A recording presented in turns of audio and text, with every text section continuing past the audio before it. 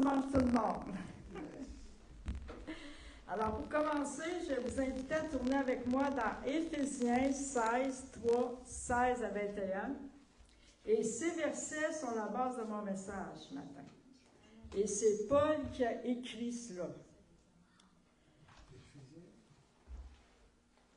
Éphésiens 16, 3, 16 à 21. Alors, le verset 16. Afin qu'il vous donne, selon la richesse de sa gloire, d'être puissamment fortifié par son esprit dans l'homme intérieur, en sorte que Christ habite dans vos cœurs par la foi, afin qu'étant enraciné et fondé dans l'amour. On a entendu parler d'être fondé dans l'amour ce matin aussi à travers la louange. Amen. Et c'était le verset que j'avais pour commencer, donc je trouvais que ça confirmait. Vous puissiez comprendre avec tous les saints quelle est la largeur, la hauteur,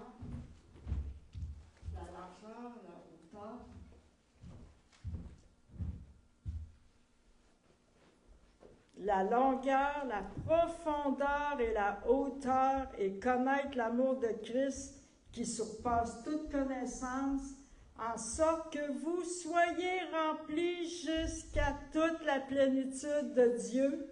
Or, à celui qui peut faire par la puissance qui agit en nous, infiniment au-delà de tout ce que nous demandons ou pensons. Comme ce qu'on disait mercredi soir, que Dieu répondait à nos prières au-delà de ce que nous pensons et au-delà de ce que nous imaginons.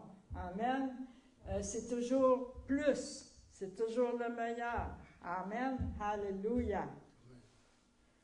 À lui soit la gloire dans l'Église et en Jésus-Christ dans toutes les générations, au siècle des siècles. Amen. Alléluia. Alors, cette semaine, je vais continuer en vous partageant une vision que j'ai eue encore. Ben oui, le Seigneur me parle souvent par des visions intérieures. Ça arrive soudainement dans mon lieu secret, comme je disais la semaine passée. Tout d'un coup, j'ai une vision interne et ça m'arrive régulièrement. Mais ces temps-ci, le Seigneur me parle beaucoup de son amour, de la profondeur, d'aller en profondeur. Et j'ai encore vu sa main, mais là, il ne me prenait pas les mains, mais il me tendait la main. Et puis,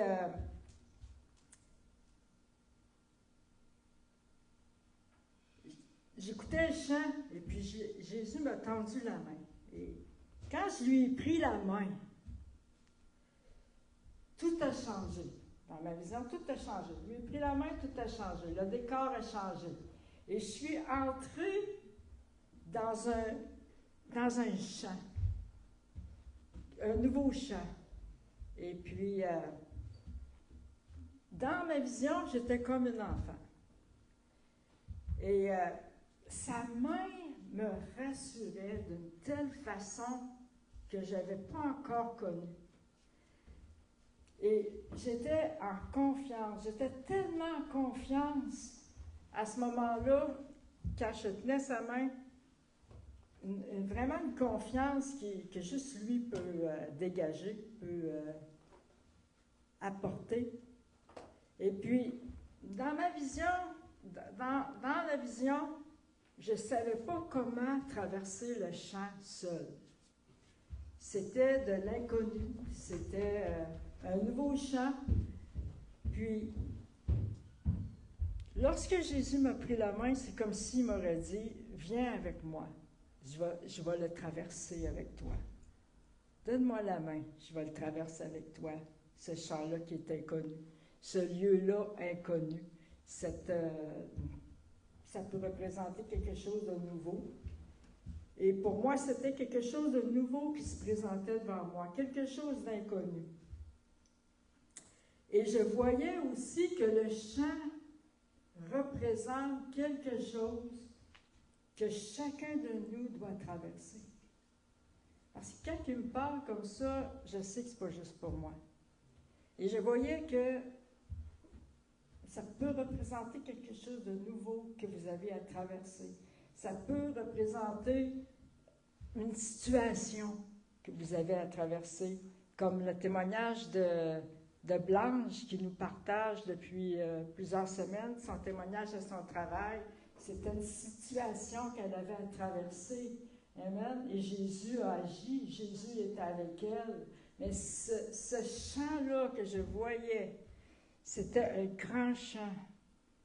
Et puis, je voyais que ça pouvait représenter un chant nouveau pour vous. Peut-être que vous avez quelque chose de nouveau à traverser, peut-être que vous avez une situation à traverser. Et je voyais que Jésus voulait vous tendre la main pour vous dire qu'il était avec vous pour traverser ce champ-là, qu'il était avec vous pour traverser l'inconnu qu'il y avait devant vous.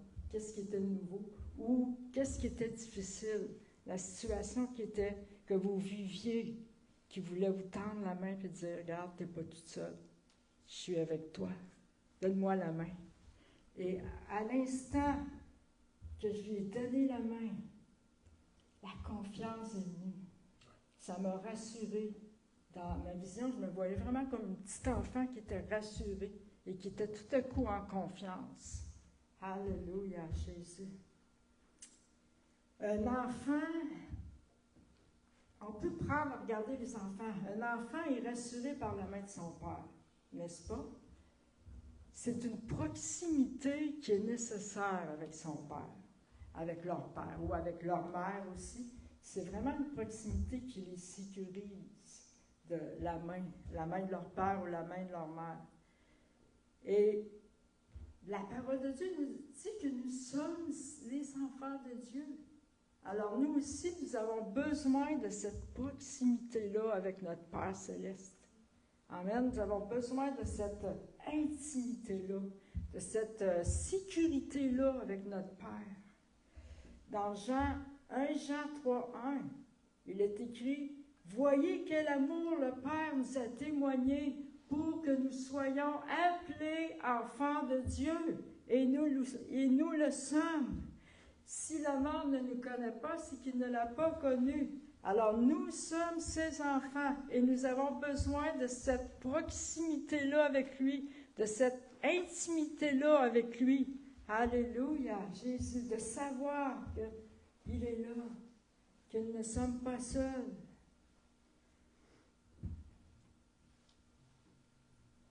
Et ce chant-là, lorsque je lui ai pris la main, est devenu tout à coup rempli de joie à cause de sa présence. Et vous savez, la joie du Seigneur est une démonstration, une manifestation du royaume de Dieu. Si vous avez la joie dans vos vies, c'est une manifestation du royaume de Dieu. Des fois, on pense que les manifestations du royaume de Dieu, c'est les gros miracles. On pense que c'est la guérison et toutes ces choses-là. Oui, c'est les manifestations de son royaume, mais la joie est une manifestation de son royaume. Parce que dans son royaume, il y a la paix, il y a la justice et il y a la joie.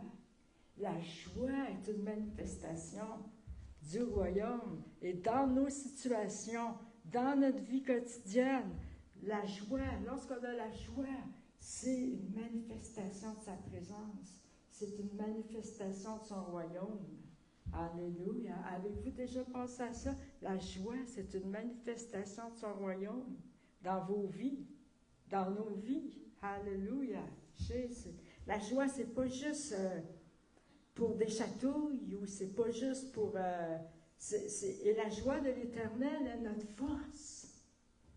La parole de Dieu le dit, la joie de l'Éternel sera votre force. Alors, lorsqu'on est dans la joie, on est fortifié. Alléluia. Et c'est pour ça qu'il déverse sa joie sur nous dans des temps difficiles ou dans des temps... Moi, je me suis retrouvée souvent dans des temps difficiles. Et puis, sa joie descendait sur moi d'une façon surnaturelle, que sans lui, je n'aurais pas eu la joie comme ça. C'est une joie qui est surnaturelle. Et mon atmosphère intérieure, mon atmosphère intellect, on va dire, mes pensées, mon atmosphère intérieure shiftait, changeait, et j'étais dans la joie. Amen. Et parfois, je me mettais à rire. Rire pourquoi? Pour rien. Juste parce que j'étais dans la joie, je me mettais à rire et à rire. Mais c'était un rire qui apportait la guérison, qui apportait la restauration en moi. La joie du Seigneur restaure. Alléluia, elle guérit. La joie du Seigneur guérit. J'ai déjà passé des heures à rire dans l'esprit. Et puis, je me relevais et j'étais restaurée. J'étais remplie. Alléluia. La joie du Seigneur est notre force. Alléluia. Alors, ma perspective a changé parce que la joie est descendue. Ça, je voyais ça dans ma vision, mais je le vivais en même temps. Et puis, je me sentais pareil comme un enfant qui n'a pas besoin de se soucier de rien parce que papa est là. Puis c'est comme ça que Dieu veut qu'on soit, que notre Père céleste veut qu'on se soucie de rien. Amen. Il veut qu'on soit comme ça avec lui. Il veut qu'on soit comme des enfants, qu'on se soucie de rien. Et la parole de Dieu nous enseigne aussi à être comme des enfants. Qu'est-ce que ça signifie? Qu'est-ce que Dieu veut nous enseigner à partir d'un enfant, en observant l'enfant? Ça signifie d'adopter une attitude d'humilité, de confiance et de disposition à apprendre et à dépendre de notre Père céleste. D'avoir une foi simple et une acceptation totale comme un enfant fait confiance à ses parents. Vous savez, un petit enfant là, a confiance en ses parents. Il se soucie de rien. Qui ici dirait que le meilleur temps, c'est quand on n'avait pas de facture à payer? Amen. Quand tout était au nom de nos parents. Les factures qui rentraient, nous, on ne se souciait pas de ça. C'est notre Père qui pourvoyait. Amen. Dieu veut qu'on soit comme ça avec lui. Notre Père céleste veut qu'on soit comme ça avec lui. Qu'on se soucie de rien. Il dit, ne vous inquiétez de rien, mais en toute chose, faites connaître vos besoins à Dieu par des prières et des supplications et avec des actions de grâce. Et la paix de Dieu qui surpasse toute intelligence gardera vos cœurs et vos pensées en Jésus-Christ.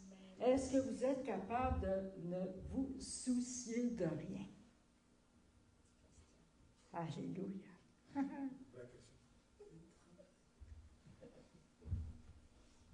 Pourtant, il dit, ne vous inquiétez de rien. Ce n'est pas une option. Ne vous inquiétez de rien. Il ne veut pas qu'on s'inquiète de rien.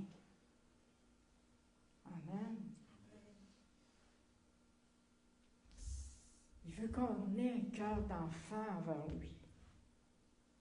Un enfant, c'est dépendant de ses parents. Il dépend pour la nourriture, il dépend pour le vêtement. Et le Seigneur, dans sa parole, qu'est-ce qu'il dit? Regardez les oiseaux, regardez les fleurs. Hein?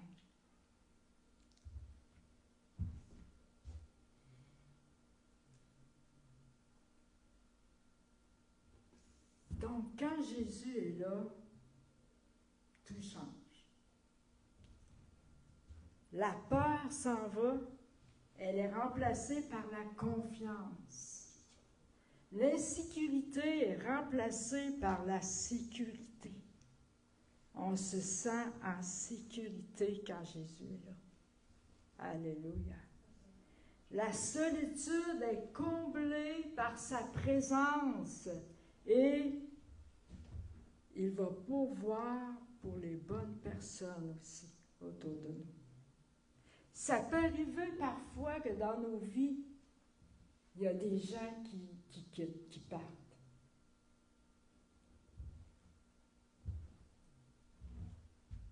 Mais Dieu a le contrôle. Peut-être que ces personnes-là étaient juste pour une saison. Et Dieu va ramener d'autres, les bonnes personnes, d'autres personnes autour de vous. Faites-lui confiance. Si il y a des gens qui s'éloignent de vous, vous perdez des gens, dites-vous qu'il y a une raison. Que ces personnes-là étaient peut-être pour un temps, une saison. Et que ça ne veut pas dire qu'elles vont vous suivre pour le reste. Qu'elles vont être là pour le reste. Et Dieu va placer les bonnes personnes dans le bon timing. Alléluia, Jésus. Ça, c'est aussi avoir confiance en Dieu. De savoir que si certaines personnes partent ou tu les éloignes ou je m'éloigne, avoir confiance en Dieu, que Dieu a le contrôle aussi de ça, de mes relations, puis qu'il va placer d'autres personnes au bon moment. Alléluia, Jésus.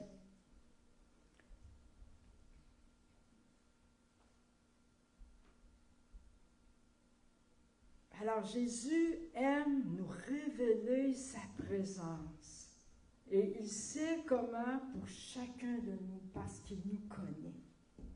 C'est lui qui nous a créés. Il sait exactement comment nous parler, nous révéler. Moi, il me parle souvent par des images, des visions internes, des révélations ou des fortes impressions. J'ai des fortes impressions prophétiques. Il me parle souvent comme ça. Un autre, ça peut être plus à travers la parole de Dieu. Un autre peut être d'une différente manière. Ou ça peut être par des choses qui arrivent dans ta vie ou par une personne ou différents moyens. Il va prendre différents moyens. Il nous connaît. Il sait ce qu'on a besoin. Il sait comment nous parler et puis nous faire comprendre aussi. Comment nous amener à capituler. Il sait comment. Amen. Il sait comment nous arriver, nous amener à s'abandonner, à capituler. Alléluia, Jésus. Alors, quand Jésus est là, la solitude est comblée par sa présence. La tristesse est remplacée par la joie. Amen. Le sentiment d'impuissance est remplacé par la foi. Alléluia, Jésus. Alléluia. Alors nous devenons complets en Jésus. Jésus enlève notre ombre et il nous redonne de la dignité. Il nous met une belle robe blanche. Et comme Martin disait ce matin, il nous lave. Il nous met une belle robe blanche. Alléluia, Jésus. Il nous donne de la dignité. Amen. Il a lavé les pieds de ses disciples. Alléluia. Et c'est son amour qui prend place. Et nous trouvons la sécurité dans l'amour du Père et non dans l'accomplissement ou dans les choses de la terre.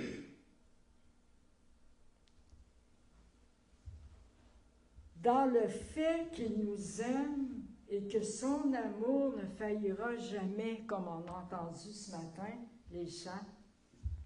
Son amour ne faillira jamais. Non, son amour ne m'abandonne. Je ne sais pas l'arbre. Mais en tout cas, c'était ça qu'il disait en fait.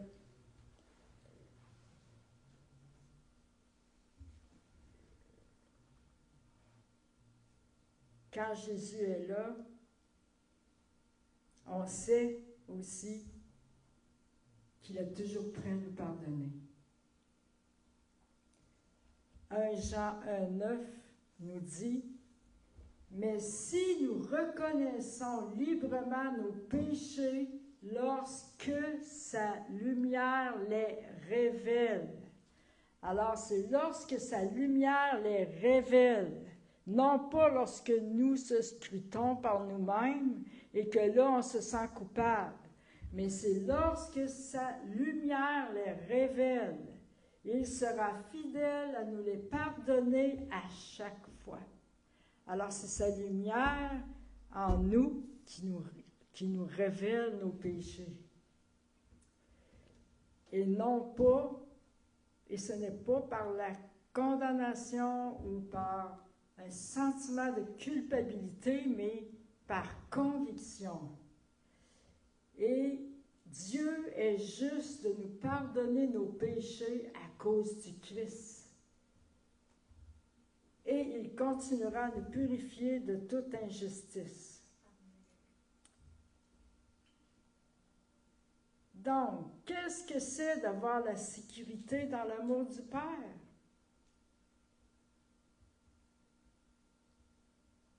Un sentiment de bien-être profond, c'est sûr. Amen. Amen. Quoi d'autre?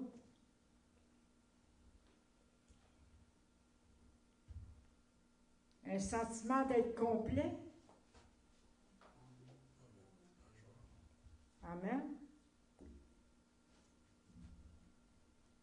D'avoir confiance une confiance qui vient d'un Père aimant. Une présence constante, c'est de trouver la protection et un refuge. Amen. Amen. Et de se savoir accepté. De trouver notre identité dans l'amour du Père, dans son amour. Quand tu trouves son identité dans son amour, ton identité dans son amour, comme je disais, il y a un sentiment de bien-être profond qui est là. Alléluia.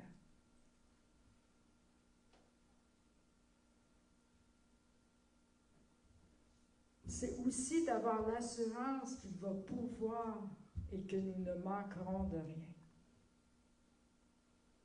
Alléluia. C'est d'avoir la certitude que lorsque nous nous approchons de Dieu, dans la prière ou avec nos supplications ou avec nos pleurs, que nos prières, que Dieu va répondre. Puis que Dieu va pouvoir. Pourquoi? Parce qu'il connaît chacun déjà d'avance ce dont nous avons besoin. Alléluia. Et que nous sommes ses enfants bien-aimés. C'est d'avoir l'assurance que lorsque je demande quelque chose, qu'il est fidèle et bon pour me l'accorder, si c'est selon sa volonté, mais c'est d'avoir cette assurance-là. Lorsqu'un enfant va vers son père, tu vas voir souvent un père ou une mère, l'enfant va aller voir son père parce qu'il sait que son père va dire oui. Ou s'il sait qu'il va dire non, il va aller voir sa mère, il va dire maman, maman. Il sait qu'elle va dire oui. Ou que son père va dire non, oui, ils savent comment faire. Hein? Ils savent que s'ils ont besoin qu'ils s'approchent de leur père ou de leur mère, que leur père ou leur mère va répondre à leurs besoins. Amen. Alléluia. Alors, d'avoir notre sécurité dans l'amour du Père, c'est d'avoir la certitude qu'il va répondre, puis qu'il va pourvoir à nos besoins, parce qu'il connaît déjà nos besoins d'avance. On est ses enfants. Nous sommes ses enfants. Alléluia. C'est une assurance inébranlable dans l'amour inconditionnel de Dieu le Père. La foi dans cet amour fortifie face à l'adversité et apporte la paix et la joie. Alléluia, Jésus. Écoutez ça, ça c'est beau. Son amour est une étreinte éternelle. Amen. Rappelez-vous quand vous faisiez faire ça par votre père ou votre mère. Mais lui, son étreinte est éternelle. Alléluia. Sans limite, ni condition. Son amour est gratuit et ne change pas, comme on a entendu ce matin, les chants, malgré nos erreurs ou nos faiblesses. Il continue de nous aimer. Comme Martin disait, des fois on pense parce qu'on a telle chose dans nos vies que ça l'éloigne Dieu. On a vu que Dieu est fidèle et juste pour nous pardonner et pour nous accueillir. Amen. Alléluia, Jésus.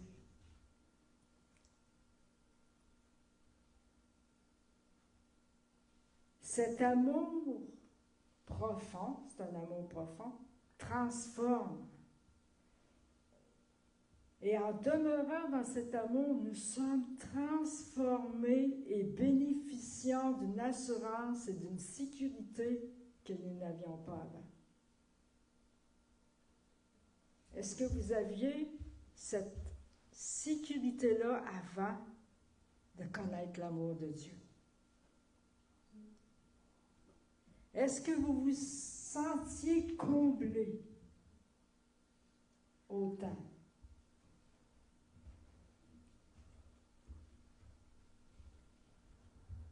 À cause de son amour, et parce que nous trouvons notre identité dans l'amour du Père, on n'a plus besoin de chercher à satisfaire cet amour en cherchant à travers un homme ou à travers une femme ou dans les choses de la terre. Mais au contraire, parce qu'on trouve notre amour dans Dieu le Père, maintenant on peut aimer les autres. Non pas à chercher à trouver l'amour dans quelqu'un pour me satisfaire ou pour remplir un vide que j'ai. Mais non, mon vide est déjà rempli par l'amour du Père.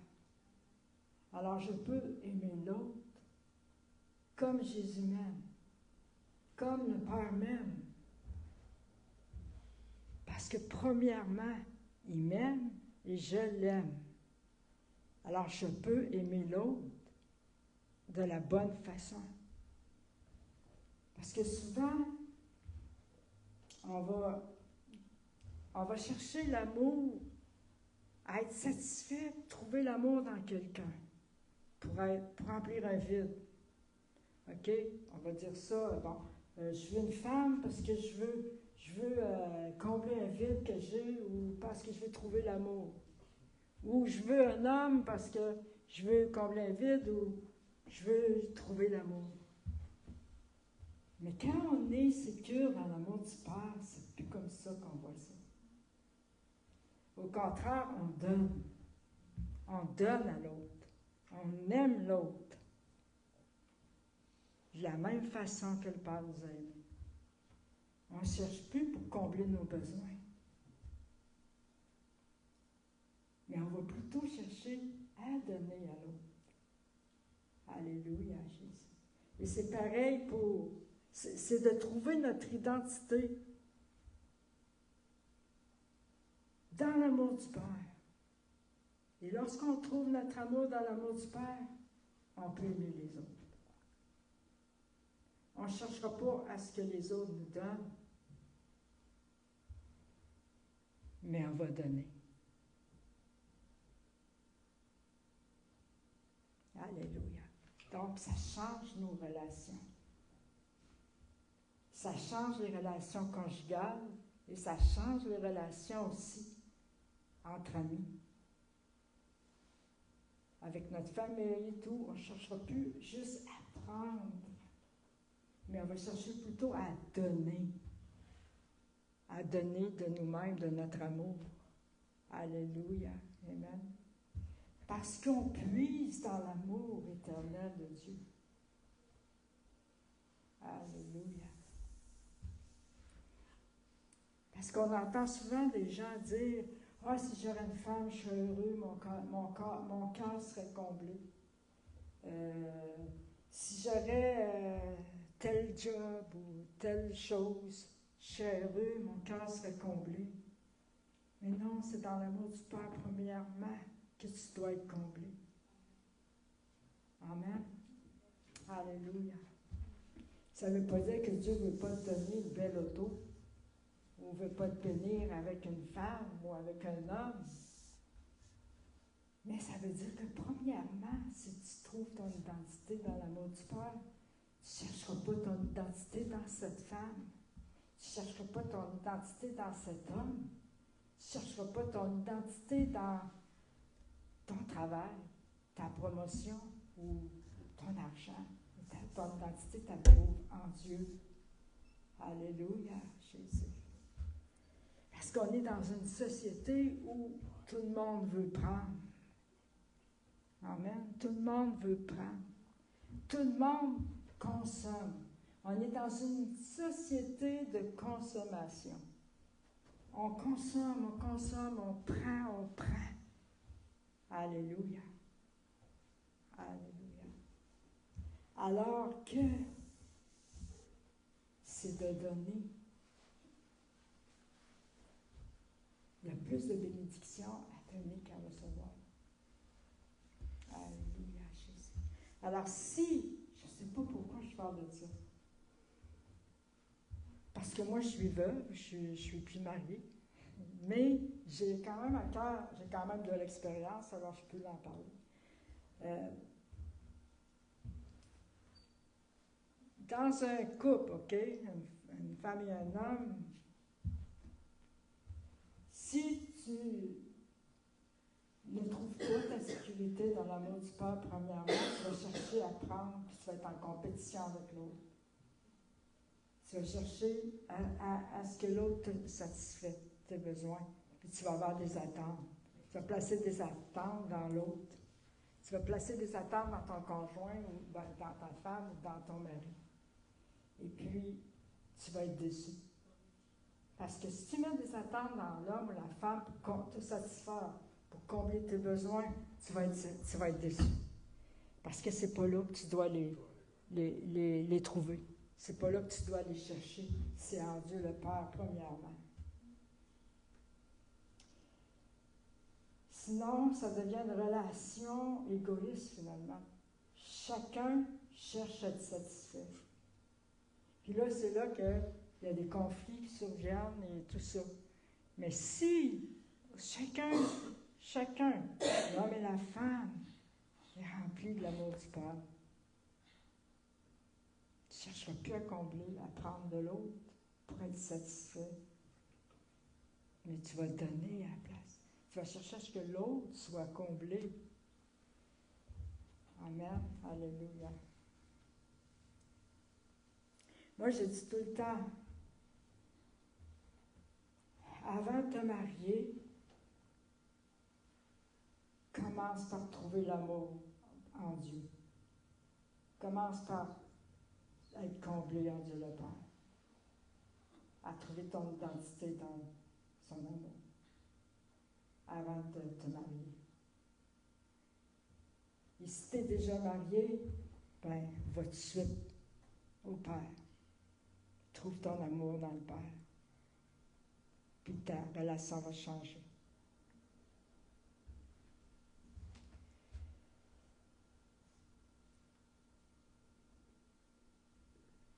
Alors, qu'est-ce que c'est d'avoir la sécurité dans l'amour du Père?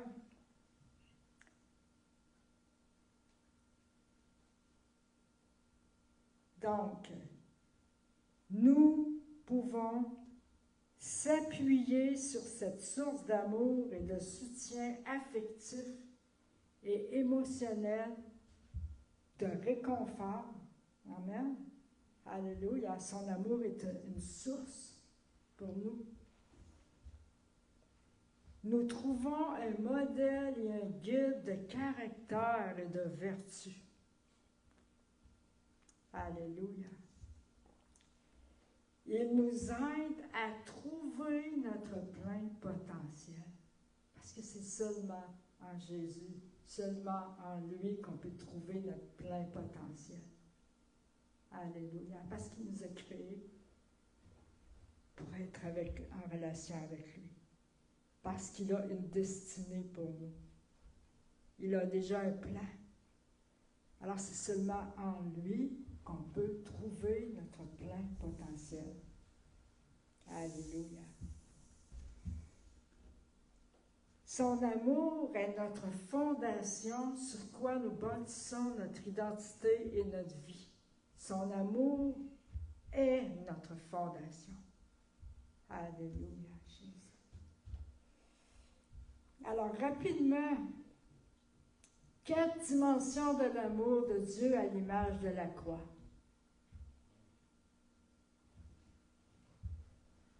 Nous l'avons lu au début dans Éphésiens 16, 3. La longueur. La longueur verticale représente l'amour éternel et constant de Dieu. L'amour de Dieu qui est sans fin, qui ne change pas et qui ne change pas et dure toute la longueur du temps.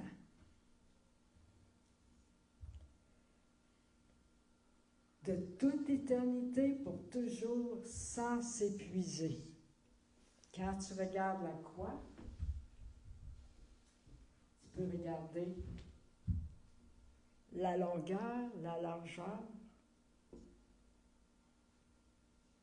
Et Dieu veut qu'on connaisse l'amour, son amour, la largeur, la longueur, la profondeur. Alléluia. La largeur horizontale représente l'amour universel pour toute l'humanité. Elle symbolise l'amour sans restriction de Dieu qui s'étend à toute l'humanité comme les bras ouverts du Christ sur la croix. Cet amour embrasse tout le monde. Alors, si vous pouvez vous visualiser Christ sur la croix, les bras ouverts. Amen. La largeur. Alléluia. Sa profondeur. Sa profondeur montre la capacité à nous aimer même dans notre misère. Ouf.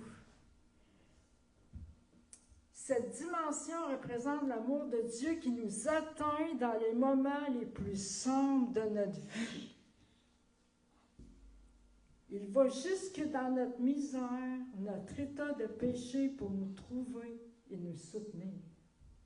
Combien ici peuvent dire que Jésus est allé les chercher dans des endroits sombres de leur vie, ou qui vous a sorti d'un endroit sombre, qui vous a amené à la lumière?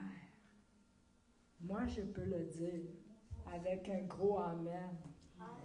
Est-ce que j'étais dans un endroit sombre, dans un endroit noir, puis il est venu me chercher de cette fosse, puis il m'a amené à la lumière. Alléluia, Jésus. Et toute ma vie a changé. Toute la trajectoire de ma vie a changé. Toute ma destinée a changé. Parce que Jésus m'a sorti de la noirceur. Alléluia. Il est venu dans ma misère. Il est venu dans ma misère me chercher, me trouver. Ouh! Il vient jusque dans notre misère et notre état de péché. Amen. Alléluia.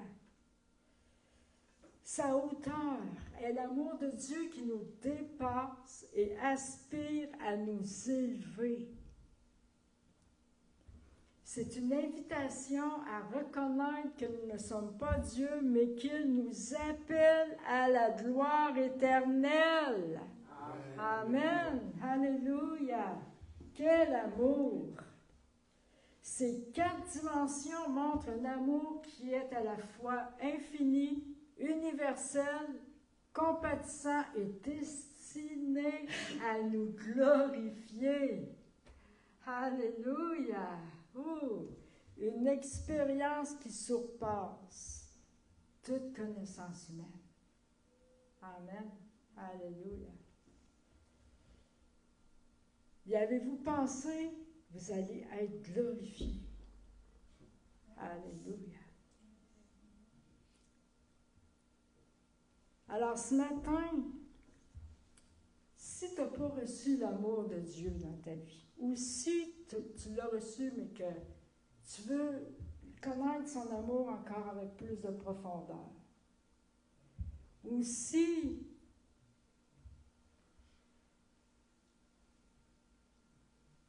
tu ne l'as pas reçu dans ta vie, tu n'as pas reçu Jésus comme ton Seigneur et Sauveur, en recevant son amour, c'est de recevoir Jésus. Parce qu'il est amour. Alors, si tu n'as pas eu de révélation de son amour, je prie que tu aies une révélation de l'amour du Père dans ta vie. Puis que tu reçoives Jésus, tu reçoives son amour, que tu accueilles son amour. Et que tu le reçoives comme ton Seigneur et Sauveur. Alléluia. Jésus. Parce que reconnaître Jésus comme Seigneur et Sauveur, c'est recevoir son amour.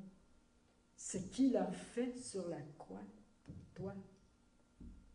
L'amour qu'il a déversé sur la croix. Amen. Alléluia. Midi moins quart. Je pense que je vais terminer en faisant une déclaration.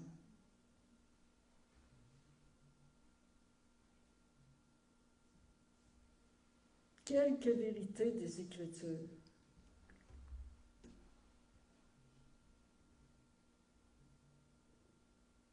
Si vous voulez tourner avec moi, ou si vous voulez lire avec moi, dans Romains 8, 28, je trouve que c'est des versets bibliques qui sont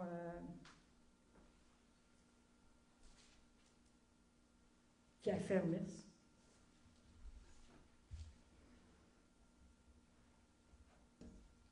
Alors, est-ce que vous avez tourné? Vous êtes prêts? OK. Romains 8, 28. Nous savons du reste que toute chose concourt au bien de ceux qui aiment Dieu, de ceux qui sont appelés selon son dessein, car ceux qu'il a connus d'avance, il les a aussi prédestinés à être semblables à l'image de son Fils, afin que son Fils fût le premier-né entre plusieurs frères. Et ceux qu'il a prédestinés, il les a aussi appelés. Et ceux qu'il a appelés, il les a aussi justifiés. Et ceux qu'il a justifiés, il les a aussi glorifiés. Alléluia! Amen. Que dirons-nous donc à l'égard de ces choses? Si Dieu est pour nous, qui sera contre nous? Lui qui n'a point épargné son propre Fils, mais qui l'a livré pour nous tous, comment ne nous donnera-t-il pas aussi toutes choses avec lui? Alléluia! Qui accusera les élus de Dieu? C'est Dieu qui justifie. Qui les condamnera? Christ est mort, bien plus. Il est ressuscité. Il est à la droite de Dieu et il intercède pour nous. Alléluia. Qui nous séparera de l'amour de Christ? Sera-ce la tribulation ou l'angoisse ou la persécution, ou la faim, ou la nudité, ou le péril, ou l'épée, selon qu'il est écrit, c'est à cause de toi qu'on nous met à mort tout le jour, qu'on nous regarde comme des brebis destinées à la boucherie. Mais dans toutes ces choses, nous sommes plus que vainqueurs par celui qui nous a aimés. Wouh! Car j'ai l'assurance que ni la mort, ni la vie, ni les anges, ni les dominations, ni les choses présentes, ni les choses à venir, ni les puissances, ni la hauteur, ni la profondeur, ni aucune autre créature ne pourra nous séparer de l'amour de Dieu manifesté en Jésus-Christ notre Seigneur. Amen. Alléluia. Wouhou, wouhou. Quel beau verset. Amen. Alors, je vais terminer comme ça aujourd'hui. Pour aujourd'hui, que vous soyez, je prie que vous soyez affermis dans son amour et que vous ayez une connaissance encore plus profonde. Amen. Alléluia. Alors, que Dieu vous bénisse. Puis, à mercredi. Amen. Alléluia.